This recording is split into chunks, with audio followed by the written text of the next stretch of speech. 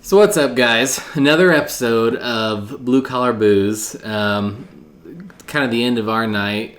We'll get on here in a minute and do some live shooting for Live Friday. But for you guys today, this is about Michter's Single Barrel Kentucky Straight Rye. Just making sure I get that right. It's kind of a mouthful.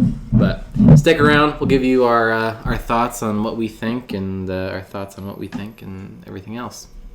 Awesome. Alright. That was lame, but right. It works.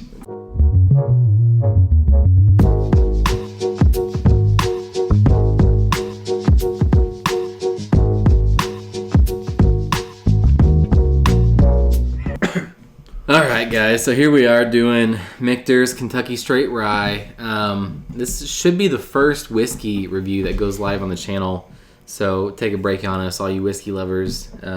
This guy, Dakota, he of course is a sommelier, the best of the best. Speaking a lot. in whiskey reviews. I'm a fan of whiskey in general, for sure. I wouldn't call me an expert by any means, but I do very much enjoy whiskey. The hype is real. Bourbon, Scotch, Irish, you name it. I enjoy it all. Well, I'll be tagging along for the ride, so he'll definitely be the expert in this one. So yeah, as far as what I'm expecting, it's a rye, so I'm expecting some heat, some spices. Yeah, for all you that don't know, this is slightly different from a bourbon. Where a bourbon, the only thing that makes this not technically a bourbon would be a bourbon technically has to have 51% corn. This has more rye than corn. I'm going to assume that it's got at least 50% rye. So therefore it is not a bourbon. It is a rye whiskey. Just a little distinction there. Which I didn't know that. And I actually, funny story, tangent, I actually shot this previously and called it a bourbon the whole time. So kind of screwed myself on that one. And now we're reshooting it here. So I've had the opportunity to try this. I don't think you have. I don't believe I've had this one before. So it's going to be fun. So if you want to go ahead and pour, absolutely. I'll do a little tangent on some stuff. So as far as Michter, I love that in the mic right there. So Michters themselves, I think they claim to be one of the oldest, if not the oldest, distillery in America. Originally known as Shanks and later as Bombergers. I will link in the description below their about page because it is. That's fine. It's a great read. They talk about George Washington, how they originated with a Swiss Mennonite farmer, how they survived through Prohibition, and just everything else. And it's a great read. I would highly encourage you to look them up. Overall, it seems like a great company. Personally, for me, another reason I just absolutely love whiskey in general is I love history, and I feel like history itself is tied so much to alcohol and whiskey. It's funny, but it is. We've always, as a human race, we've always drank alcohol, and especially like through the Prohibition and the Volstead Act, getting rid of the Prohibition. It's like whiskey is such ingrained into the history of, especially careful, America. People are gonna start thinking you're like, you're the guy. That it just interests me. It's just fun stuff to read. It's enjoyable, and it makes it that much more entertaining. It's a piece of history. There's some whiskey barrels out there that have been sitting in a warehouse that 30, 40 plus years. No, it's really cool. Just all of it. Like, I don't know. To me, like, and for a distillery to even be able to sell its own product, it has to be aged. Like, its own product has to be aged for at least like 6 years or something like that.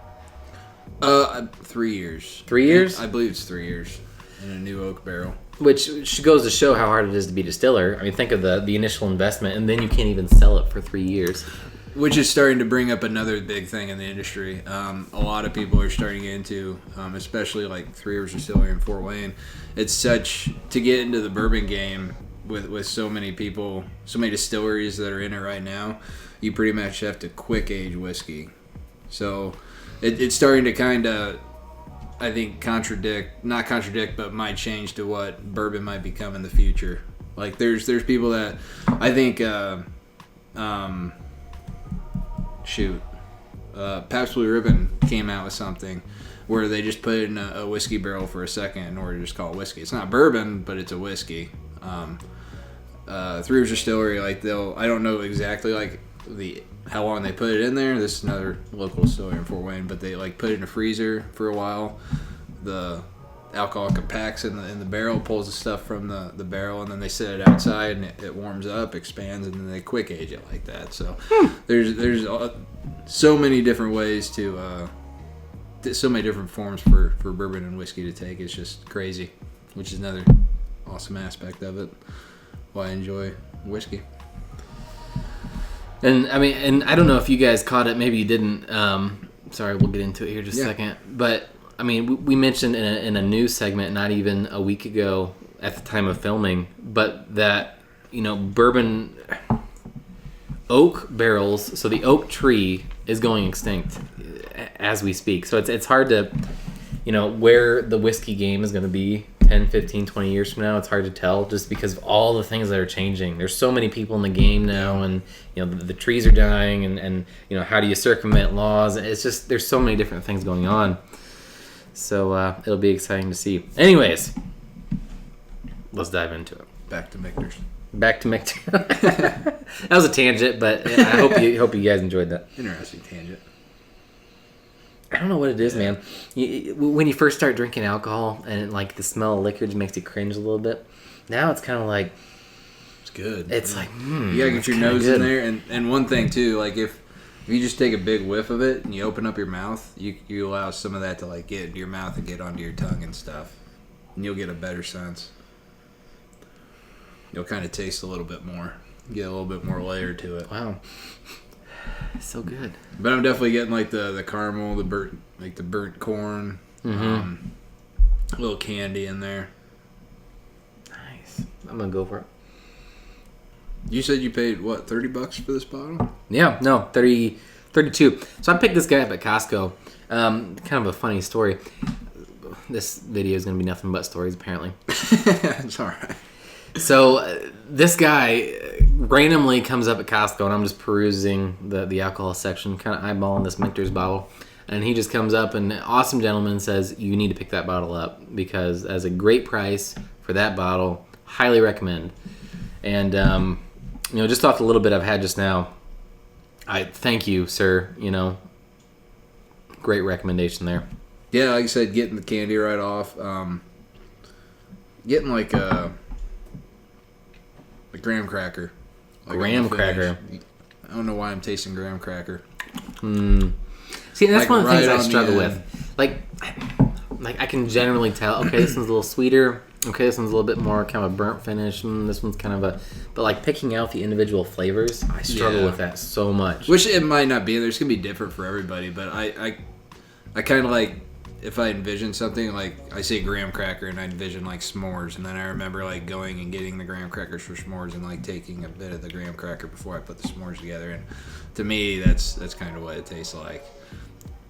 There's just a little bit of like graham cracker on the finish, which I'll take your word for it. Fair enough. He's the sommelier, not me. Tastes Fruit Loops. Oh, that's weird, man. No, great bottle. Super solid.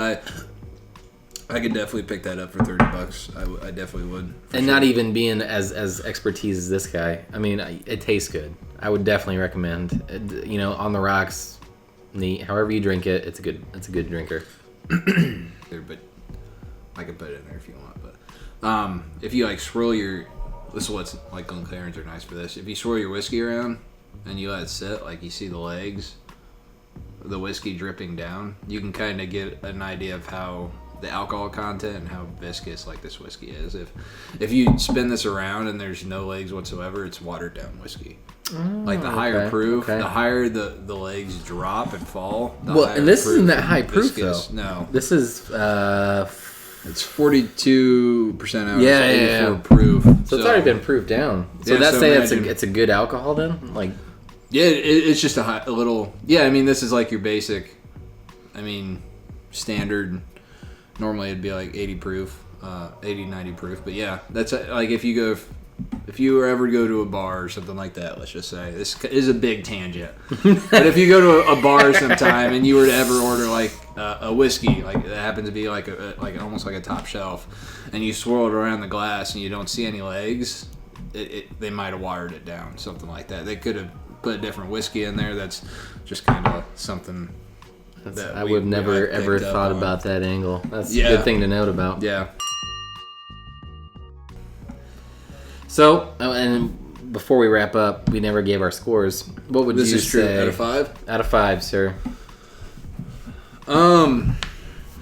Yeah, I feel like this would be easily an everyday drinker. I could pick it up for sure.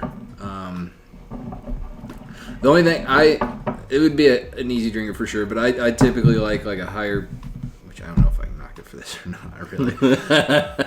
I like higher rye and a little bit more bite and a little bit higher alcohol. I'm going to give it,